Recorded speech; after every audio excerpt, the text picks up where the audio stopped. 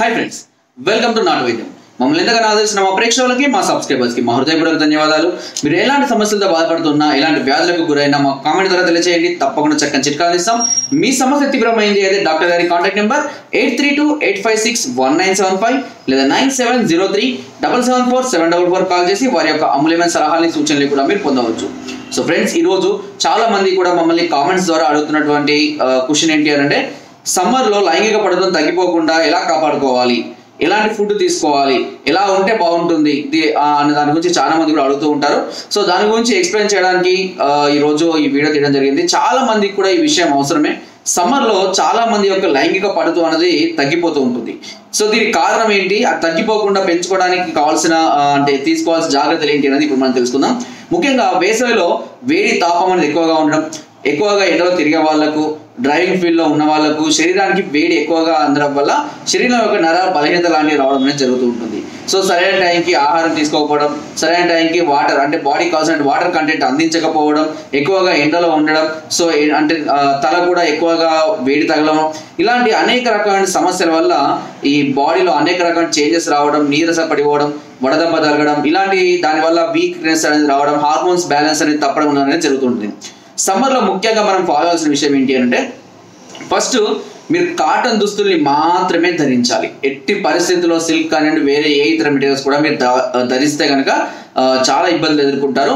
అంతేకాకుండా ఫ్రీగా ఉండాలి, ఆ డ్రెస్సెస్ కూడా ఫ్రీగా ఉండాలి. స్త్రీలు కానివ్వండి, పురుషులు కానివ్వండి. ముఖ్యంగా జీన్స్ వేయడాలు, టైట్ డ్రయర్స్ లాంటివి వేయడాలు ఇవి తగ్గించుకోవాలి. అంటే లూజ్ డ్రయర్స్ వేసుకోవడం, కాటన్ పాయింట్స్ వేసుకోవడం, కాటన్ బనియన్, అదేవిధంగా కాటన్ షర్ట్స్, పల్చటి కాటన్ షర్ట్స్ లాంటివి వేసుకోవడం అనేది దీనివల్ల ఏమవుతుందంటే సూర్యరశ్మి అనేది ఈజీగా దాని నుంచి రిఫ్లెక్ట్ అయ్యి బయటకు వెళ్ళిపోతూ ఉంటుంది. అంతేకాకుండా శరీరంలో ఉన్నటువంటి చెమట కూడా ఈజీగా బయటకు వచ్చేయడానికి అవకాశం ఉంటుంది.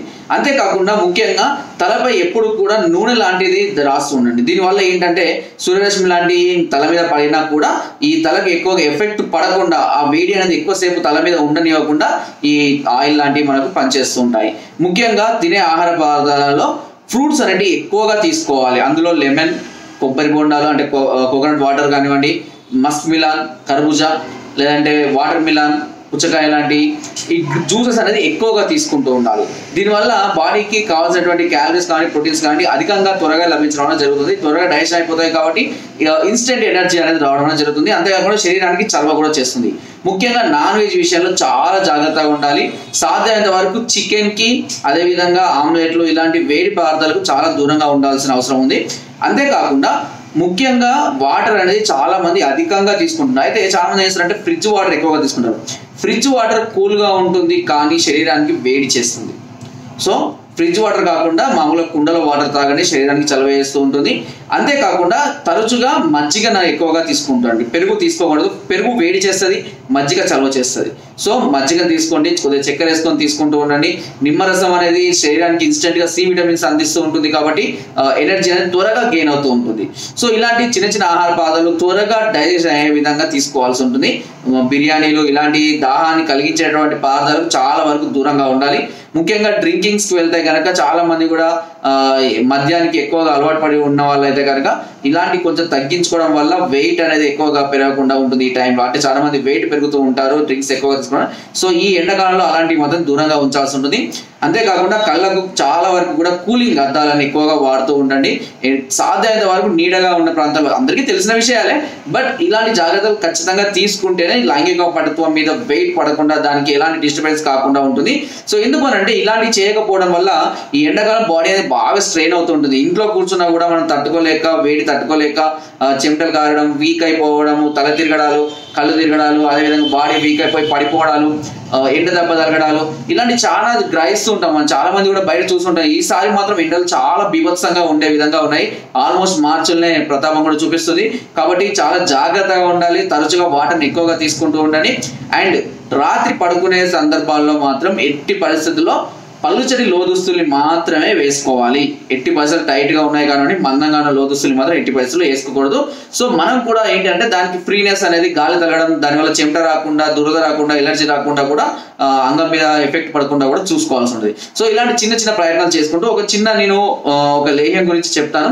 ఆ లేహ్యాన్ని తరచుగా ఉదయం అదేవిధంగా రాత్రిపూట కనుక తీసుకుంటూ ఉన్నట్లయితే మీకు ఈ శరీరానికి వచ్చే వేడిని కానివ్వండి, తాపాన్ని కానివ్వండి తగ్గించి శరీరాన్ని చల్లబరుస్తూ బాడీని స్టిమ్యులేట్ చేయడానికి ఉపయోగపడుతుంది. దాని పేరే సుగంధ పాల లేహ్యం. సుగంధ పాల లేహ్యం అనేది దాదాపుగా అన్ని రకాల ఆయుర్వేదిక్ షాపులలో కూడా అవైలబుల్గా ఉంటుంది.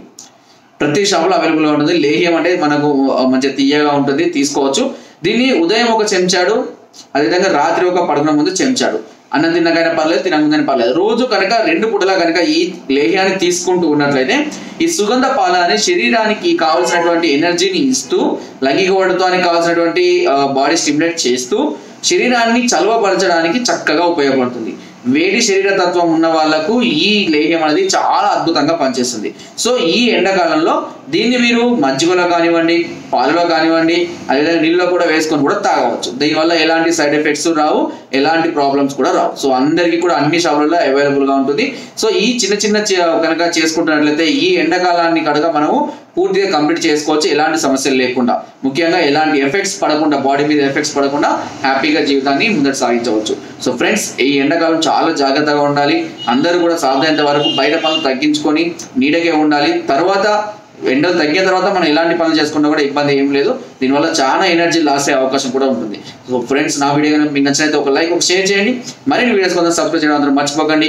మీ అమూల్యమైన సలహాలని, సూచనలు నాకు కామెంట్ ద్వారా తప్పకుండా తెలియజేయండి. Thank you.